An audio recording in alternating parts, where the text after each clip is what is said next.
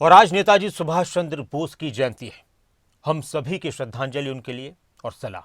हरियाणा में भी नेताजी सुभाष चंद्र बोस की जयंती को लेकर एक कार्यक्रम हुआ रोहतक में और हरियाणा के मुख्यमंत्री मनोहर लाल ने इस कार्यक्रम में शिरकत की। इस दौरान मुख्यमंत्री मनोहर लाल ने अयोध्या में रामलला की प्राण प्रतिष्ठा को लेकर भी बयान दिया और कहा कि प्राण प्रतिष्ठा का दिन ऐतिहासिक है।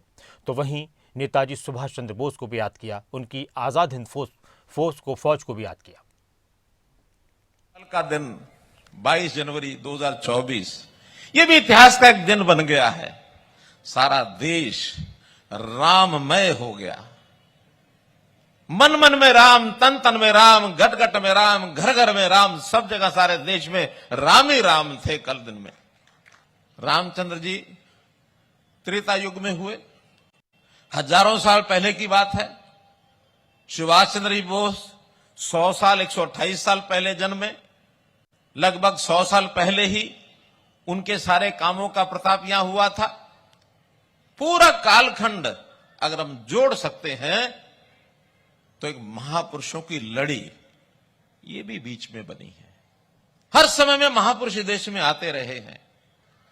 मैं आभारी हूं, धन्यवादी हूं नरेंद्र मोदी जी की उस कार्य पद्धति का जिन्होंने इन चीजों को उस समय ध्यान किया।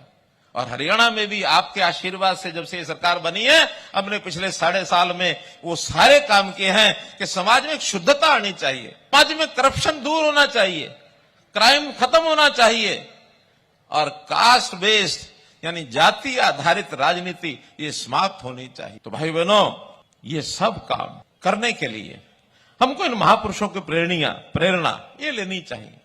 तो सुभाष चंद्र बोस हमारे लिए, जैसा मैंने बताया, वो कोई व्यक्ति नहीं थे और केवल नेता भी नहीं थे, वो एक पराक्रम की मूर्ति थे।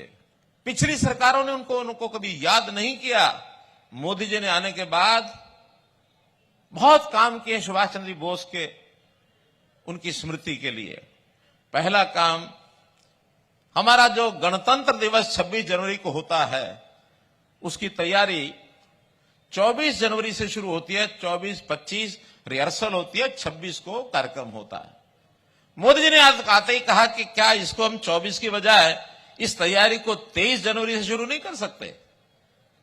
उसको 23 जनवरी यानी आज से गणतंत्र दिवस की तैयारियां शुरू हो गई हैं और मोदी जी ने आज के दिन को पराक्रम दिवस के रूप में नाम दिया। आज का दिन पराक्रम दिवस के रूप